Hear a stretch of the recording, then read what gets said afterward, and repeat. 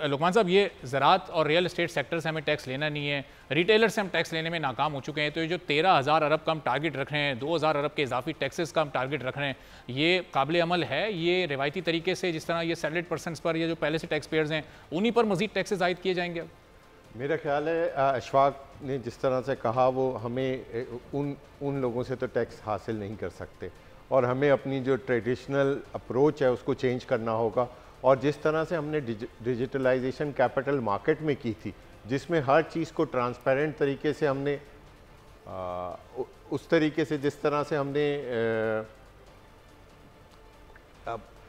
Digitalisation capital gain tax के लिए की थी, अगर वो डिजिटलाइजेशन हम दोबारा से अपने दूसरे सेक्टर्स में भी लेके जाएं, रियल एस्टेट सेक्टर में या एग्रीकल्चर सेक्टर में या दूसरे सेक्टर्स में, तो उसकी वजह से जो टैक्सेस जो हैं वो आपको काफ़ी आसानी से और उसमें काफ़ी इंक्रीज़ आ सकती है।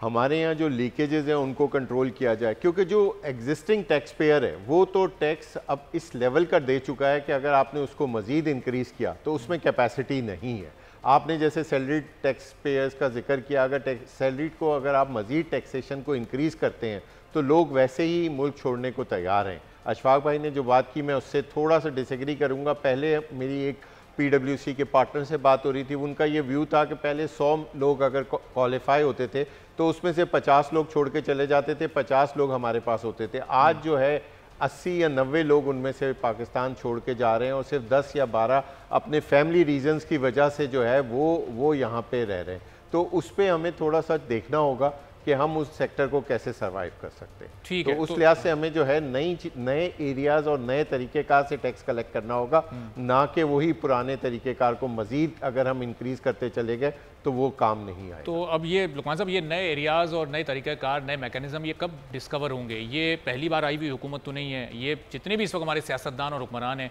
वो कोई 30-30, 35-35 साल का उनको एक्सपीरियंस है, कई बार वो हुकूमतें बना चुके हैं, अभी तक ये तरीक़ेकार तय हो क्यों नहीं सकें?